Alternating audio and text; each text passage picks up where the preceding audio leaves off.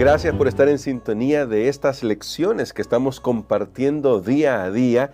Estamos ya en la lección número 12 de nuestro folleto de la lección de escuela sabática, que se titula Adoración sin fin. En este día domingo vamos a hablar sobre levanta las manos en el santuario y vamos a descubrir qué es la respuesta inevitable de un corazón que contempla la gloria de Dios, de un corazón que recibe la gracia de Dios, de un corazón que experimenta las misericordias del cielo. Vamos a descubrir durante esta semana que en el gran plan de Dios, los adoradores de Dios juegan un papel muy importante porque reflejan la gloria de Dios.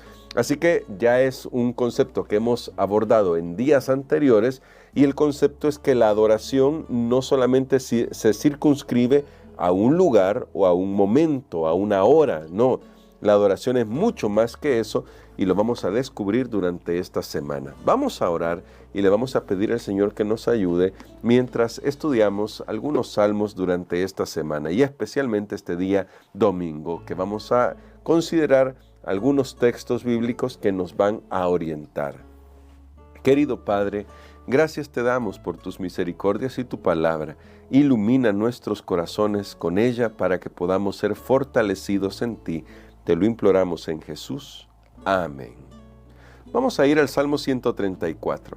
Vamos a comenzar con ese salmo porque vamos a descubrir en este salmo dónde se ofrece la adoración. Espero que esto lo conectemos con lo que estudiamos la semana pasada, respecto a Sión y respecto al hecho de que en Cristo ya no necesitamos un lugar geográfico. Sin embargo, siempre vamos a necesitar de este concepto, de esta idea que nos aparece en el libro de los Salmos, y hoy lo vamos a ver en el Salmo 134, el concepto del santuario, la idea del santuario, que aunque no tenemos un santuario terrenal al cual ir, me refiero no un lugar céntrico, concéntrico al cual ir, sí tenemos acceso al verdadero santuario por lo que hizo Cristo Jesús. Pero vamos a leer el Salmo 134, que dice así. Cántico gradual se titula este salmo, y dice: mirad, bendecid a Jehová vosotros todos los siervos de Jehová, los que en la casa de Jehová estáis por las noches. Alzad vuestras manos al santuario y bendecid a Jehová.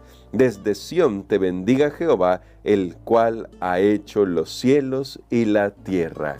Aquí hay un camino de doble vía, ¿saben? Porque este salmo nos habla de buscar la presencia de Dios y señala al santuario, porque esto era una práctica entre los israelitas, especialmente en el tiempo del exilio, muy arraigada. Y se ve en el libro de Daniel, por ejemplo. Daniel 3 veces al día oraba con las ventanas abiertas en dirección hacia el templo de Jerusalén, porque estaba cumpliendo con este salmo, alzando las manos hacia el santuario. Ahora, ya que para la realidad que nosotros vivimos en Cristo no necesitamos ese santuario en Jerusalén, porque tenemos el verdadero santuario, dirá el libro de Hebreos, no hecho de manos, sino obra de Dios, entonces, ¿a qué se refiere este texto para nosotros?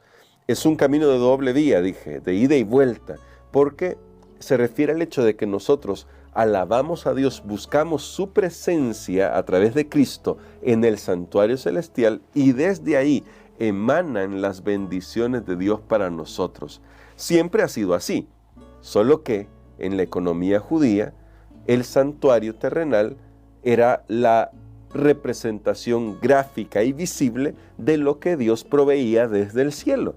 Eso ya lo sabía el rey Salomón, por ejemplo. Cuando usted lee Primero de Reyes, ahí claramente el rey Salomón señala a el santuario como el lugar de la morada de Dios en el cielo, no el que él había hecho, sino la verdadera morada está en el cielo, de la cual el santuario terrenal era una representación, pero era una representación visual, era una representación tangible que les decía a los israelitas que Dios es real.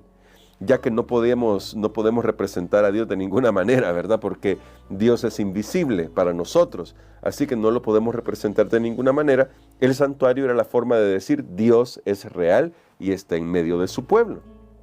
Ahora, a estos adoradores que están aquí y que bendicen a Dios con sus alabanzas, creo que ese concepto ya se ha estudiado antes, ¿verdad? Bendecir a Dios es vivir una vida que le agrada a Él, y que alzan sus manos al santuario y que reciben las bendiciones de Dios. Estos que están por las noches, seguramente se refería a los levitas que hacían la guardia durante todo el día, es decir, había diferentes horas para la guardia en el santuario y que estaban siempre dispuestos a la adoración. Estos levitas en la realidad nos representan a nosotros, en la realidad en Cristo representan a todo adorador de Dios, que, y vamos a descubrirlo en algunos salmos, son llamados de una manera muy especial. Veamos rápidamente un par de salmos. 3 salmos vamos a leer. El Salmo 18 para comenzar, y aquí les voy a dar un secreto. Generalmente en nuestras Biblias, la mayoría de Biblias, comienzan con el versículo 1 obviando el sobrescrito. Pero si usted leyó en la lección, lea el primer versículo y díganos cómo se describe aquí a los adoradores de Dios. El primer versículo no lo describe en las versiones más comunes entre los protestantes, porque nosotros enumeramos los versículos, la mayoría de versiones se enumeran los versículos desde el momento en que aparece ya el texto después del sobrescrito. ¿Qué es el sobrescrito? Es lo que en algunos salmos aparece explicando quién es el autor, para qué ocasión se usó, cuál fue la situación que se estaba viviendo mientras se escribía este salmo o que dio origen a este salmo. En el sobrescrito del Salmo 18 dice así: al músico principal, salmo de David, siervo de Jehová, el cual dirigió a Jehová las palabras de este cántico el día que lo libró Jehová de mano de todos sus enemigos y de mano de Saúl. Entonces dijo: te amo, Jehová, fortaleza mía. Eso sería completo el versículo 1. Solo que en nuestras versiones el versículo 1 solo aparece como te amo, Jehová, fortaleza mía. Pero ¿cómo se identifica aquí al adorador? ¿Lo notó usted? Bueno, si no lo notó, vamos al Salmo 36. En el Salmo 36, en el versículo 1, en el sobrescrito y el versículo 1 dice así: al músico principal, salmo de David, siervo de Jehová, la maldad del impío me dice al corazón, no hay temor de Dios delante de sus ojos. Noten, si solo fuéramos al versículo 1 como aparece numerado en nuestra versión, no podríamos descubrir que se refiere a los adoradores como ¿qué? Como siervos de Dios. Lo notó en el primer salmo, el Salmo 18, aquí de nuevo aparece. Ahora veamos uno que tal vez nos resulte más claro, porque aquí había que leer el sobrescrito. El Salmo 113. En el Salmo 113, en el primer versículo, dice así. Este sí tiene un sobrescrito que solamente dice aleluya, y el primer versículo dice de la siguiente manera: alabad, siervos de Jehová, alabad el nombre de Jehová. El sobrescrito es parte importante del Salmo, para que lo tenga presente. No se lo inventó nadie más. De hecho, fue escrito ahí por los levitas o los escribas que compusieron toda la colección. Ahora, vean lo que estamos descubriendo acá. A los adoradores de Dios se los describe como siervos de Dios, como servidores del Señor. Y a menudo los salmos van a hacer esto, van a identificar a los adoradores como siervos, porque la adoración no solo es un acto de un momento en un lugar. La adoración tiene que ver con nuestra vida, con cómo nuestra vida está regulada por la voluntad de Dios. Es decir, yo adoro a Dios cuando mi vida está en armonía con sus palabras, con su ley, con sus testimonios. Entonces adoro a Dios. Dicho de otra manera, yo no adoro a Dios cuando estoy viviendo lejos de Él, cuando estoy haciendo cosas fuera de su voluntad. Incluso si digo que alabo a Dios, incluso si canto alabanzas a Dios, no lo estoy adorando cuando estoy lejos de hacer la voluntad de Él. ¿Nota? Yo quiero que note por qué esto es importante. Y resulta importante porque el verdadero adorador, como lo dirá Jesús allá en Juan capítulo 4, no es el que simplemente expresa una cosa con sus labios, porque el verdadero adorador lo es en espíritu y en verdad. Es decir, su vida entera es una vida de adoración. ¿Y cómo lo hace? No es que pasa todo el día cantando, no es que pasa todo el día en una actitud de tener un canto, una alabanza y anda repitiendo salmos por todo el día. No, no, es que vive de acuerdo a la voluntad de Dios. Algo que se puede ver reflejado, por ejemplo, en 1 de Pedro capítulo 2, versos 4 y 5. Ahí dice el apóstol Pedro: acérquense a él, piedra viva, Jesús es la piedra viva, reprobada por los hombres, pero elegida y preciosa para Dios. Ustedes también, como piedras vivas, están siendo edificados en una casa espiritual, en un sacerdocio santo, para ofrecer sacrificios espirituales agradables a Dios por medio de Jesucristo. Es decir, nosotros, como sacerdocio santo, somos servidores de Dios. Esta es la realidad que nos señala el apóstol Pedro, que se cumple en Cristo.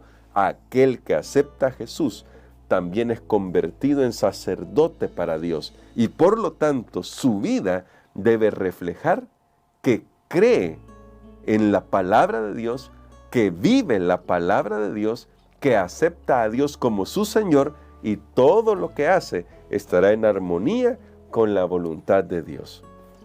Este concepto nos va a ayudar para lo que vamos a seguir estudiando en los próximos días, pero espero que hoy nos haya quedado claro que la adoración no es un acto, la adoración es un asunto de la vida.